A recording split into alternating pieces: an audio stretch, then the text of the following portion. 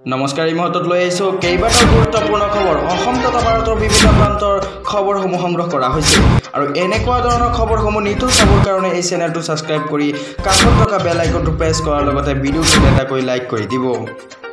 অহা 7 মে'ৰ পৰা অসমত হ'ব পাৰে সম্পূৰ্ণ লকডাউন। এসপ্তাহৰ বাবে অসমত হ'ব পাৰে লকডাউন। ৰাজ্যত দ্ৰুতগতিত বৃদ্ধি পোৱা সংক্ৰমণ ৰোধৰ বাবেই লকডাউনৰ সম্ভাৱনা। 7 মে'ৰ পৰা অসমত হ'ব পাৰে সম্পূৰ্ণ লকডাউন।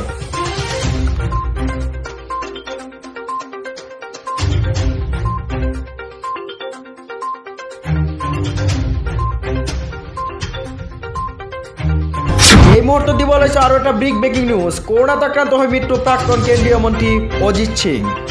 প্ৰাক্তন কেন্দ্ৰীয় মন্ত্ৰী অজিত সিঙৰ দেহাৱসান। কৰোনাই প্ৰাণ ল'লে প্ৰাক্তন কেন্দ্ৰীয় মন্ত্ৰীগৰাকী। যোৱা 20 এপ্ৰিলত তেওঁৰ দেহত ধৰা পৰিছিল কৰোনা। উল্লেখযোগ্য যে ৰাষ্ট্ৰীয় লোকদলৰ সভাপতি আছিল অজিত সিং। সিঙৰ মৃত্যুত শোক প্ৰকাশ কৰিছে দেশৰ প্ৰধানমন্ত্ৰীয়ে। আৰু কাশ্মীৰত নিহত 3 সন্ত্ৰাসবাদী। কাশ্মীৰত সেনাৰ গুলীত নিহত 3 সন্ত্ৰাসবাদী। সেনা আৰু আৰক্ষীয়ে যুটীয়াভাৱে চলাইছিল এই অভিযান। বৰ্তমানে অব্যাহত আছে অভিযান। কাশ্মীৰৰ এটা বিশেষ এলেকাত চলি আছে এই অভিযান। কেইবাটাও সন্ত্ৰাসবাদীয়ে আত্মগোপন কৰি থকাৰ খবৰ পাই চলাইছিল এই অভিযান। দিল্লীত কৰোনাই ল'লে অসমৰ ৰাজশ্ৰী কলিতাৰ প্ৰাণ। দিল্লীত কৰোনাই প্ৰাণ ল'লে আন এগৰাকী অসমীয়াৰ। কৰোনাত আক্ৰান্ত হৈ থকা দিল্লী বিশ্ববিদ্যালয়ৰ অধীনৰ শ্যামলাল মহাবিদ্যালয়ৰ সহযোগী অধ্যাপক ৰাজশ্ৰী কলিতাৰ মৃত্যু। কোভিডত আক্ৰান্ত হৈ তেওঁ গ্ৰেটাৰ নয়ডাৰ সাৰদা হাস্পতালত ভৰ্তি হৈ আছিল।